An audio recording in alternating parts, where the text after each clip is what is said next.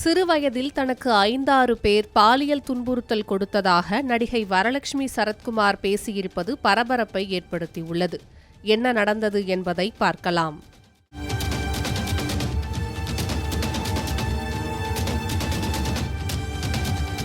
சரத்குமாரின் மூத்த மகளான வரலட்சுமி சினிமா ரசிகர்கள் கொண்டாடும் நடிகையாக இருக்கிறார்.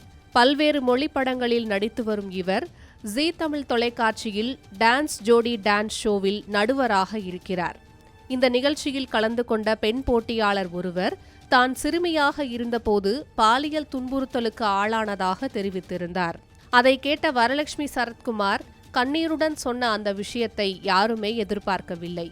அப்பா அம்மா 2 பேருமே வேலைக்கு போய்விடுவார்கள். அதனால் நான் சிறுமியாக இருக்கும்போது என்னை பிறர் வீட்டில் விடுவார்கள். அப்போது 5-6 பேரால் பாலியல் துன்புறுத்தலுக்கு ஆளானேன் என வரலட்சுமி சரத்குமார் கண்கலங்கியிருந்தார். அதனை பார்த்த அந்த செட்டில் இருந்த பலரும் அழுதுவிட்டனர். சரத்குமார் மகளுக்கே இப்படி நடந்திருக்கிறதா என பலரும் சோசியல் மீடியாக்களில் கமெண்ட் செய்துள்ளனர். மேலும் குழந்தைகளுக்கு குட் டச் பேட் டச் பற்றி சொல்லிக் கொடுங்கள் என்று அவர் தெரிவித்திருந்தார். சரத்குமார் தனது மகளை நம்பி விட்டு சென்றிருக்கிறார் என்றால் நன்கு தெரிந்தவர்களாகத்தான் இருக்க வேண்டும். அப்படி சரத்குமாருக்கு தெரிந்த அந்த நபர்கள் யார்?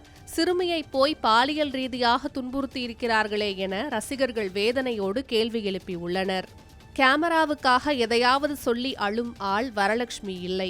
அதனால் அவர் டிவி நிகழ்ச்சியில் சொன்னது கண்டிப்பாக உண்மையாகவே இருக்கும் என்று சொல்லப்படுகிறது. சிறுவயதில் நடந்த கொடுமையின் தாக்கம் தற்போதும் அவரிடம் இருக்கிறது. அதை அவரின் கண்ணீரே சொல்கிறது எனவும் ரசிகர்கள் கூறியுள்ளனர்.